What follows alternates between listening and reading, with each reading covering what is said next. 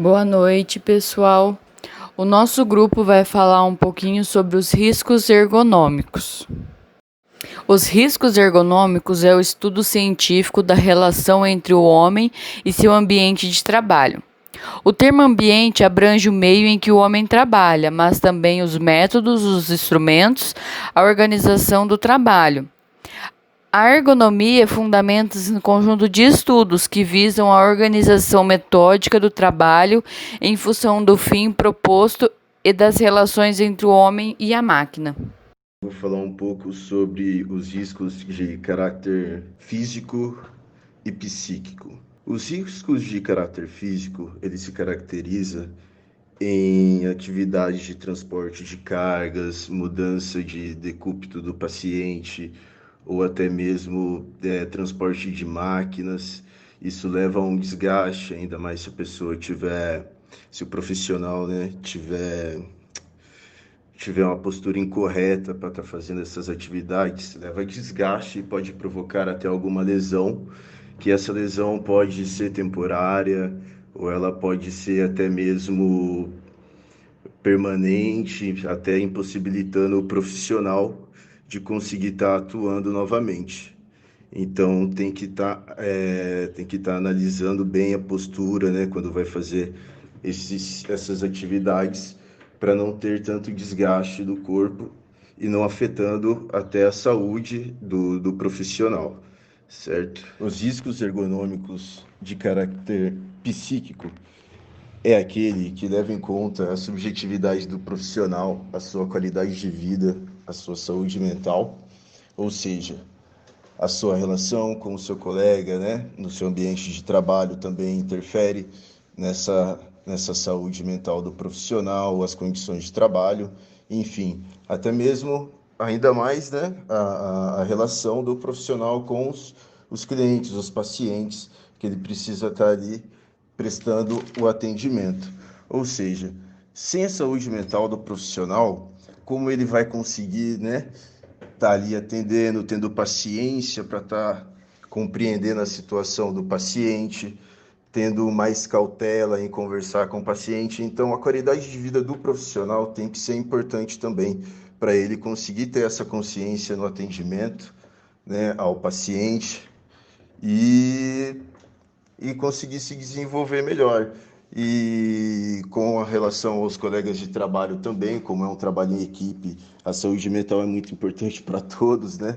Para não haver uma desavença, enfim, para ter ali todo mundo focado em fazer o trabalho correto a todo momento.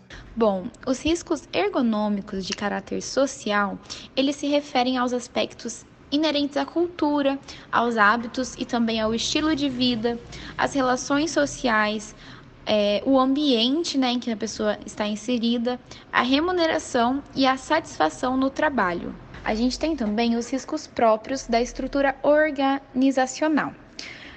Como, por exemplo, um modelo de gestão e o estilo de administração, os arranjos físicos do ambiente de trabalho, a disposição das máquinas e equipamentos, as relações trabalhistas, os turnos e cargas de trabalho, os sistemas de desenvolvimento e recompensa, a política de recursos humanos da organização. Essa categoria, então, ela é considerada a base fundamental para a consolidação das medidas e ações propostas em programas de ergonomia. Ergonomia e legislação. A adaptação das condições de trabalho às características psicofisiológicas dos trabalhadores se constitui como foco essencial da ergonomia. Nesse sentido, a legislação brasileira estabelece, através da norma regulamentadora 17, que é a NR17, a obrigatoriedade da existência de programas de ergonomia nos ambientes de trabalho. Objetivo da norma regulamentadora 17 tem como parâmetro permitir a adaptação das condições de trabalho às características psicofisiológicas, máquinas, ambiente, comunicações dos elementos do sistema, informações, processamento, tomada de decisões, organização e consequências do trabalho, de modo a proporcionar um máximo de conforto, segurança, desempenho e eficiência. As lesões por esforços repetitivos, hoje denominadas doença osteomuscular relacionada ao trabalho, constituem o principal grupo de problemas da saúde, reconhecidos pela sua relação laboral. Eu vou falar um pouco sobre os riscos ergonômicos relacionados ao enfermeiro.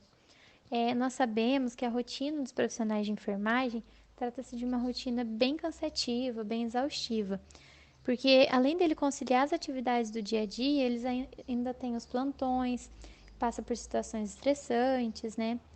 E ainda tem muitos profissionais que acabam tendo que fazer jornada dupla de trabalho. E isso tudo pode contribuir para problemas graves de saúde e ocorre a piora deles quando as condições de trabalho não são ideais. Então, acaba prejudicando tanto a saúde física quanto a saúde mental do enfermeiro. A enfermagem está mais exposta a sofrer riscos no trabalho ou contraírem patologias laborais também. E para as melhores condições de trabalho que se tem a NR32 e a NR17, que buscam as condições de trabalho para os profissionais de saúde e também estabelecer medidas ergonômicas dentro do ambiente de trabalho.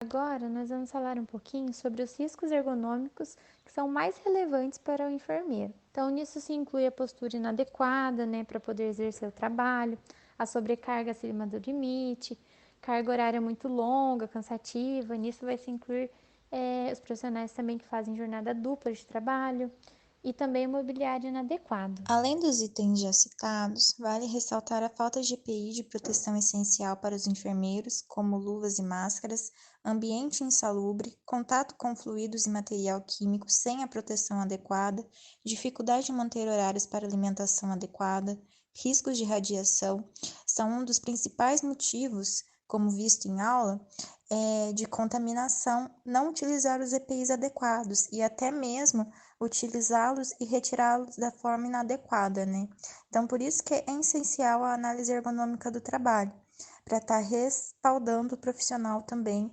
dos riscos que ele pode estar gerando no ambiente de trabalho.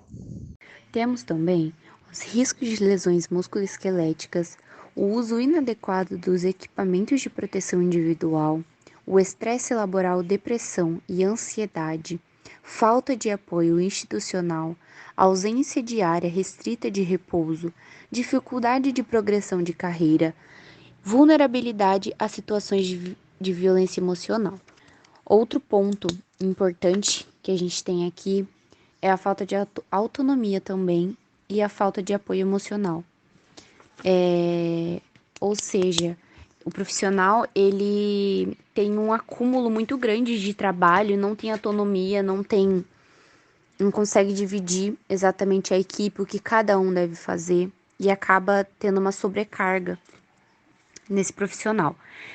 E também é importante que esse profissional tenha um acompanhamento psicológico, É muito importante que ele tenha um acompanhamento psicológico, um apoio emocional.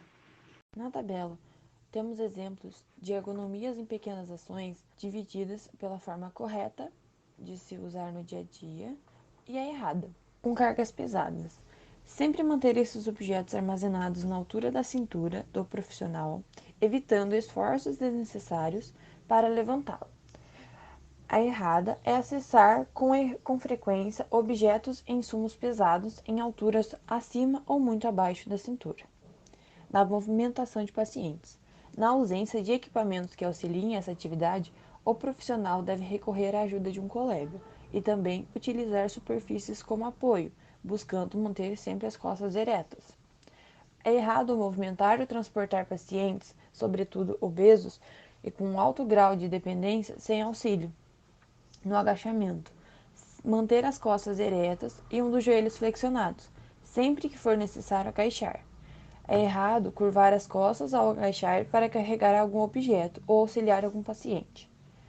Em armários elevados, utilizar uma escada para acessar objetos em armários altos, evitando o estiramento dos músculos e desgaste dos ossos.